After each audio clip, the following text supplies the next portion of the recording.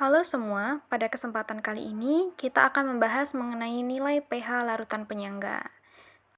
Yang mana pada topik ini kita akan membahas mengenai penurunan rumus pH larutan penyangga asam, kemudian contoh soal perhitungan pH larutan penyangga asam, penurunan rumus pH larutan penyangga basa, dan juga contoh soal perhitungan pH larutan penyangga basa. Nah, langsung saja untuk pembahasan kita yang pertama, yaitu mengenai pH larutan penyangga asam. Nah, berikut merupakan reaksi yang terjadi pada sistem penyangga asam. Nah, di sini kita ambil contoh yaitu larutan penyangga yang terbuat dari asam lemah, yaitu di sini asam asetat, dan juga basa konjugasinya yaitu ion asetat, yang mana ion asetat ini dari garamnya atau dari CH3COONa. Nah, pada reaksi ini, asam asetat hanya terionisasi sebagian dan terjadi kesetimbangan dengan ion-ionnya. Nah, sedangkan untuk garamnya, yaitu di sini CH3COONa, nah di sini terionisasi seluruhnya ya menjadi ion-ionnya.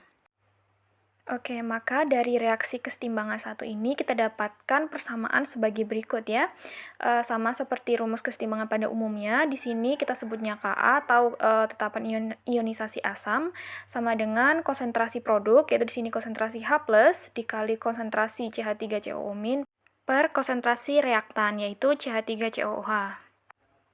Sehingga untuk konsentrasi H+ dapat dinyatakan sebagai berikut, yaitu konsentrasi H+ sama dengan Ka dikali konsentrasi CH3COOH per konsentrasi CH3COO-.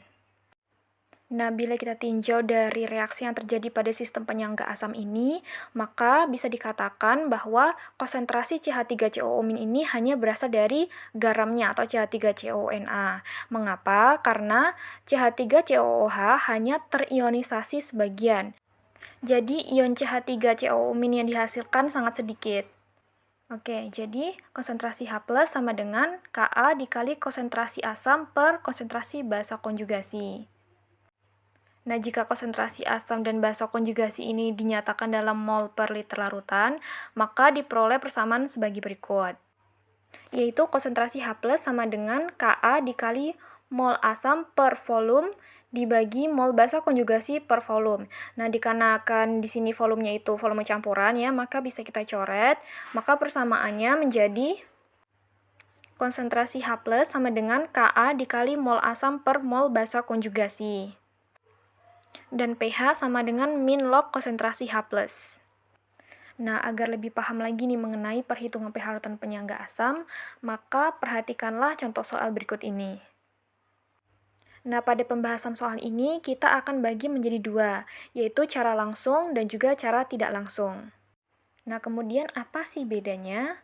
Oke, mari kita ingat kembali, pastinya pada pembelajaran sebelumnya kita telah mengetahui ya bagaimana pembuatan larutan penyangga itu sendiri. Yang mana larutan penyangga ini bisa dibuat dengan dua cara, yaitu cara langsung dan cara tidak langsung. Untuk cara langsung, kita gunakan saat kita ketahui nih, bahwa larutan penyangga tersebut dibuat dengan langsung mencampurkan asam lemah dengan basa konjugasinya. Nah, jadi untuk penyelesaian soalnya, kita bisa langsung menggunakan rumus pH penyangga asam. Sedangkan cara tidak langsung kita gunakan saat kita ketahui nih bahwa larutan penyangga ini dibuat dengan mencampurkan asam lemah yang berlebih dengan basa kuat ya. Ingat, asam lemah yang berlebih dengan basa kuat. Nah, jadi untuk penyelesaian soalnya kita buat reaksi terlebih dahulu. Nah, kita kembali pada contoh soal yang pertama, yaitu di sini ke dalam 200 ml larutan asam asetat 0,2 molar dengan Ka 1,5 ditambahkan 4,1 gram kristal natrium asetat dengan Mr82 setelah diaduk hingga bercampur sempurna akan terbentuk larutan dengan pH. Nah, pada soal ini kita bisa menggunakan cara langsung ya, yaitu kita bisa langsung menggunakan rumus pH penyangga asam. Karena kita ketahui ya, di sini ke dalam 200 ml larutan asam asetat, ini ditambahkan kristal natrium asetat, yang mana merupakan garamnya. Oke, jadi kita bisa langsung pada rumus pH larutan penyangga asam. Nah, untuk penyelesaiannya, kita cari molnya terlebih dahulu ya. Untuk mol CH3COOH, ya kita bisa mengalihkan volume dengan konsentrasi, kita dapatkan 0,04 mol. Kemudian untuk mol CH3COONa, yaitu dengan gram per mr kita dapatkan 0,05 mol.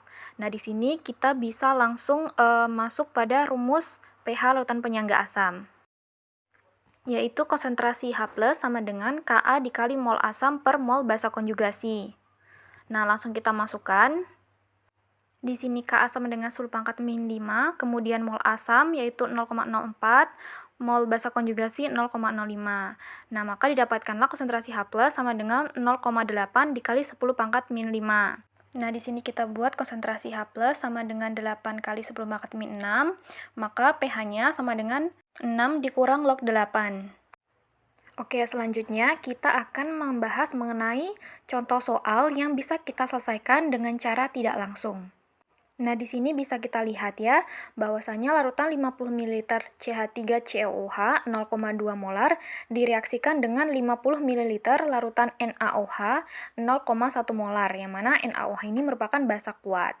Nah, di sini ada reaksinya, kemudian jika KaCH3COOH sama dengan 0,10⁻⁵, maka pH larutan yang terbentuk adalah. Nah, sama seperti soal sebelumnya, kita cari dulu mol terlebih dahulu ya, karena di sini diketahui volume dan juga molaritas. Nah, untuk mol CH3COOH, kita dapatkan dengan cara mengalihkan volume dan juga molaritas. Di sini, kita kalikan 50 ml dikali 0,2 mmol per mililiter sama dengan 10 mmol. Dengan cara yang sama, kita dapatkan juga mol NaOH, yaitu 5 mmol. Nah, sebelum kita masuk pada rumus pH larutan penyangga asam, kita buat reaksinya terlebih dahulu ya. Nah, di sini kita buat mula-mula, reaksi, dan juga setimbang. Nah, untuk mol mula-mula ini, CH3COOH sudah kita ketahui ya, yaitu 10 mmol. Kemudian untuk mol NaOH juga sudah kita ketahui, yaitu 5 mmol. Kemudian kita tulis untuk mula-mulanya, untuk CH3COONA karena belum bereaksi, maka belum ada mol yang terbentuk. Nah, untuk mol yang bereaksi, karena NaOH ini atau basa kuat ini harus habis, jadi kita jadikan sebagai reaksi pembatas. Maka di sini yang bereaksi adalah 5 mmol.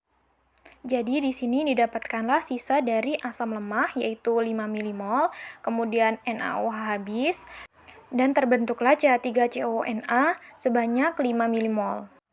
Nah, setelah kita dapatkan mol sisa dari asam lemah dan juga garamnya, baru kita masuk pada rumus pH penyangga asam, yaitu konsentrasi H+ sama dengan Ka dikali mol asam per mol basa konjugasi.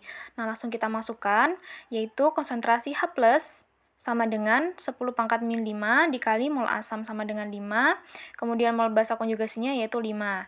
Jadi, konsentrasi H+ sama dengan 10⁻⁵.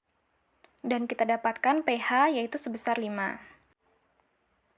Nah, jika sebelumnya kita membahas mengenai pH larutan penyangga asam beserta dengan contoh soalnya, nah kali ini kita akan membahas mengenai pH larutan penyangga basa. Nah, sama seperti cara sebelumnya ya, di sini kita ambil contoh larutan penyangga basa yang terbuat dari amonia dan juga ion amonium. Nah, dari reaksi setimbang 1, kita bisa dapatkan nilai Kb sama dengan konsentrasi NH+ dikali dengan konsentrasi OH- per konsentrasi NH3. Sehingga konsentrasi ion OH- dapat dinyatakan sebagai berikut ya. Konsentrasi OH- sama dengan Kb dikali konsentrasi NH3 per konsentrasi NH4+. Nah, dengan cara yang sama pula, kita bisa dapatkan konsentrasi OH- sama dengan Kb dikali mol basa per mol asam konjugasi. POH sama dengan min log konsentrasi OH-, dan kemudian untuk pH sama dengan 14 dikurang POH. Oke, kita langsung masuk pada contoh soal yang pertama ya, yaitu mengenai pH larutan penyangga basa. Nah, di sini sebanyak 100 ml larutan NH3 0,1 molar dengan Kb sama dengan 10⁻⁵ dicampurkan dengan 200 ml larutan NH4Cl 0,5 molar. Nilai pH larutan terbentuk adalah. Nah, sama seperti cara sebelumnya ya, kita cari molnya terlebih dahulu. Nah, untuk memperoleh mol NH3, nah di sini kita kalikan volume dan juga konsentrasi ya. Dan kita dapatkanlah molnya sebesar 10 mmol. Nah, dengan cara yang sama, untuk menghitung mol NH4Cl, itu di sini 200 ml dikali 0,5 mmol per mililiter, sama dengan 100 mmol. Nah, karena di sini larutan penyangga basa ini dibuat secara langsung ya, dibuat dari basa lemah dan juga garamnya di sini NH3 atau amonia dengan NH4Cl atau amonium klorida. Nah, di sini kita langsung masuk pada rumus pH penyangga basa ya, yaitu konsentrasi OH- sama dengan Kb dikali mol basa per mol asam konjugasi. Nah, konsentrasi OH- sama dengan, langsung kita masukkan, untuk Kb 10⁻5, mol basa 10 milimol, kemudian mol asam konjugasi atau 100 milimol. Maka konsentrasi OH- sama dengan 10⁻6. Kita dapatlah POH sama dengan 6, dan pH sama dengan 14 dikurang 6, yaitu 8. Oke, kita langsung masuk pada contoh soal yang kedua. Nah, tentukan pH campuran 100 ml larutan NH4OH 0,3 molar dengan 100 ml larutan HCl 0,1 molar dengan Kb sama dengan 10⁻5. Oke. Nah, seperti biasa, kita cari molnya terlebih dahulu. Nah, untuk mol NH4OH yaitu 0,3 milimol per mililiter dikali 100 ml sama dengan 30 milimol. Untuk mol HCl sama dengan 0,1 milimol per mililiter dikali 100 ml sama dengan 10 milimol. Nah, dikarenakan di sini kita ketahui ya, di soal ini larutan penyangga basa terbuat dari basa lemah dan juga asam kuat ya. Nah, maka kita harus membuat reaksinya terlebih dahulu, yaitu di sini kita harus membuat mula-mula, bereaksi, dan juga setimbang ya, seperti cara sebelumnya. Nah, untuk mol mula-mula ini sudah kita ketahui ya, mol NH4OH sudah kita cari sebelumnya, yaitu 30 milimol, maaf. Kemudian untuk mol HCl sudah kita cari juga, yaitu 10 milimol. Nah, sedangkan untuk garamnya atau NH4Cl karena belum bereaksi, jadi masih belum dihasilkan ya. Nah, kemudian untuk bereaksi, karena di sini HCl atau asam kuat harus habis dan juga basa lemah ini harus bersisa, maka mol HCl harus menjadi reaksi pembatas ya. Maka di sini yang bereaksi adalah 10 milimol. Kemudian kita dapatkanlah untuk sisanya mol basa lemah di sini yaitu 20, yaitu 30 dikurang 10 ya, 20 milimol. Kemudian untuk HCl habis. Kemudian untuk garamnya atau NH4Cl dihasilkanlah 10 milimol. Nah, setelah itu barulah kita bisa langsung masuk pada rumus pH penyangga basa. Yaitu di sini konsentrasi OH- dengan cara yang sama ya, konsentrasi OH- kita dapatkanlah 2 dikali 10⁻5. Kemudian kita bisa cari POH-nya sama dengan 5 dikurang log 2 dan pH sama dengan 9 ditambah log 2. Baiklah, sekian pembahasan kita mengenai rumus pH larutan penyangga dan juga contoh soalnya. Semoga membantu.